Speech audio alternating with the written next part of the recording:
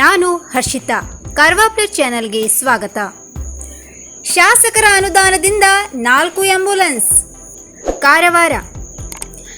ಇಂದು ಕಾರವಾರ ಅಂಕೋಲಾ ವಿಧಾನಸಭಾ ಕ್ಷೇತ್ರದ ಶಾಸಕರಾದ ಶ್ರೀಮತಿ ರೂಪಾಲಿ ಎಸ್ ನಾಯ್ಕ್ರವರು 4 ಸುಸಜ್ಜಿತ ಆಂಬ್ಯುಲೆನ್ಸ್, 2 ವೆಂಟಿಲೇಟರ್ ಮತ್ತು 2 ಆಕ್ಸಿಜನ್ ಇರುವ ಆಂಬ್ಯುಲೆನ್ಸ್, 1 ಕಾರವಾರ ನಗರಕ್ಕೆ ಮತ್ತು 1 ಗ್ರಾಮೀಣ ಭಾಗದ ದೇವಳಮಕ್ಕಿ ಪ್ರಾಥಮಿಕ ಆರೋಗ್ಯ ಕೇಂದ್ರಕ್ಕೆ ಮತ್ತು 1 ಅಂಕೋಲಾ ನಗರ ತಾಲೂಕು ಆಸ್ಪತ್ರೆಗೆ ಮತ್ತು 1 ಅಂಕೋಲಾ ಗ್ರಾಮೀಣ ಭಾಗದ ರಾಮನಗುಳಿ ಪ್ರಾಥಮಿಕ ಆರೋಗ್ಯ ಕೇಂದ್ರಕ್ಕೆ ಜನರ ಸೇವೆಗೆ ಲಭ್ಯವಾಗುವಂತೆ ಜಿಲ್ಲಾಧಿಕಾರಿ ಕಚೇರಿಯ ಆವರಣದಲ್ಲಿ ಆರೋಗ್ಯ ಇಲಾಖೆಗೆ ಹಸ್ತಾಂತರ ಮಾಡಿದರು.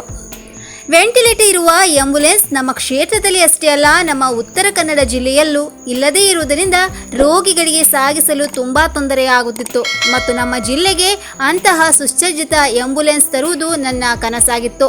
ಇತ್ತೀಚೆಗೆ ಕರೋನಾ ಗ್ರಾಮೀಣ ಭಾಗದಲ್ಲಿ ವ್ಯಾಪಕವಾಗಿ ಹರಡುತ್ತಿದೆ.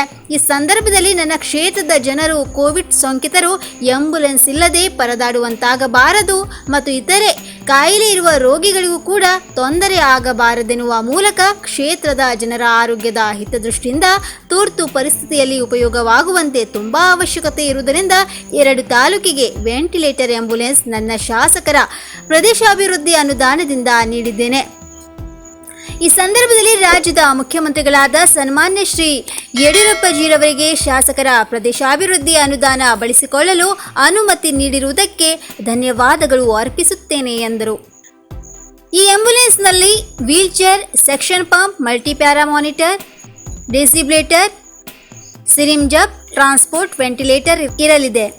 ಅತ್ಯಾಧುನಿಕ ಸುಸಜ್ಜಿತ ಆಂಬ್ಯುಲೆನ್ಸ್ಗಳಾಗಿವೆ ಎಂದರು. ಈ ಸಂದರ್ಭದಲ್ಲಿ ಜಿಲ್ಲಾಧಿಕಾರಿಗಳಾದ ಶ್ರೀ ಮುಲ್ಲೈ ಮುಗಿಲನ್, ಜಿಲ್ಲಾ ಪಂಚಾಯತ್ ಮುಖ್ಯ ಕಾರ್ಯನಿರ್ವಹಣಾಧಿಕಾರಿ ಶ್ರೀಮತಿ ಪ್ರಿಯಾಂಗಾ, ಜಿಲ್ಲಾ ಆರೋಗ್ಯ ಮತ್ತು ಕುಟುಂಬ ಕಲ್ಯಾಣಾಧಿಕಾರಿ ಡಾಕ್ಟರ್ ಶರದ್ ನಾಯ್ಕ್, ಕಾರವಾರ ಕ್ರಿಮ್ಸ್ನ ಅಧಿಕಾರಿಗಳು, ವೈದ್ಯಾಧಿಕಾರಿಗಳು, ನಗರಸಭೆಯ ಅಧ್ಯಕ್ಷರು, ಪೌರಾಯುಕ್ತರು, ಸದಸ್ಯರು, ಬಿಜೆಪಿ ಪಕ್ಷದ ಪ್ರಮುಖರು, ಪೊಲೀಸ್ ಅಧಿಕಾರಿಗಳು ಉಪಸ್ಥಿತರಿದ್ದರು. ಲಾಕ್ಡೌನ್ ನಿಯಮ ಉಲ್ಲಂಘಿಸಿದ ಟ್ರಾನ್ಸ್ಪೋರ್ಟ್ ಉದ್ಯಮಿಯನ್ನು ತರಾಟೆಗೆ ತೆಗೆದುಕೊಂಡ ತಹಶೀಲ್ದಾರ್. ಹಳಿಯಾಳ.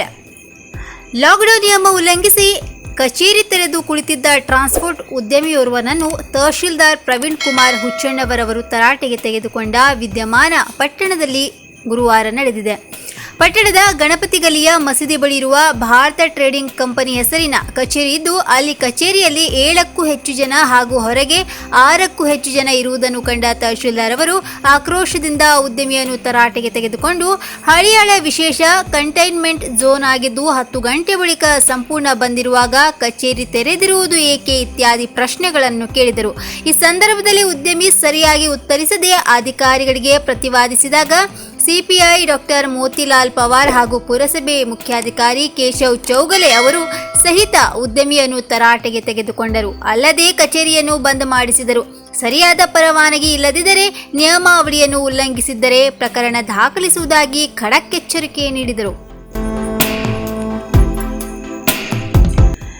ಇಂದು ಉತ್ತರ ಕನ್ನಡ ಜಿಲ್ಲೆಯಲ್ಲಿ 673 ಕರೋನಾ ಕೇಸ್ ದೃಢಪಟ್ಟಿದೆ.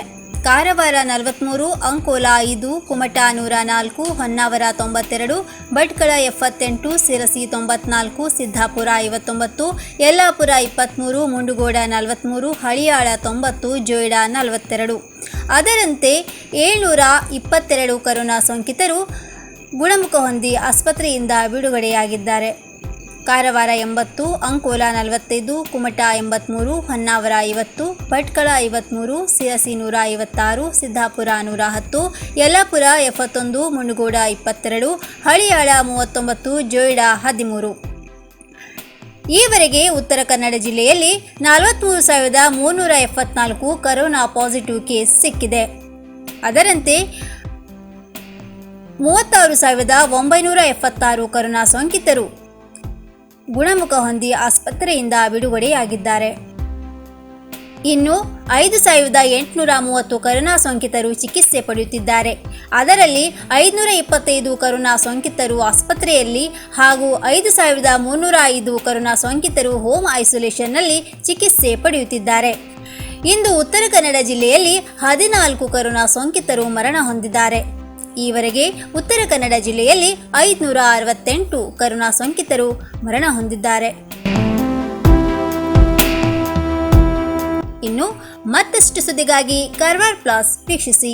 ನೀವು ಯೂಟ್ಯೂಬಲ್ಲಿ ನೋಡ್ತಿದ್ದೀರಿ, ಸಬ್ಸ್ಕ್ರೈಬ್ ಮಾಡಿ, ಬೆಲ್ ಐಕಾನ್ ಕ್ಲಿಕ್ ಮಾಡಿ. ಧನ್ಯವಾದಗಳು.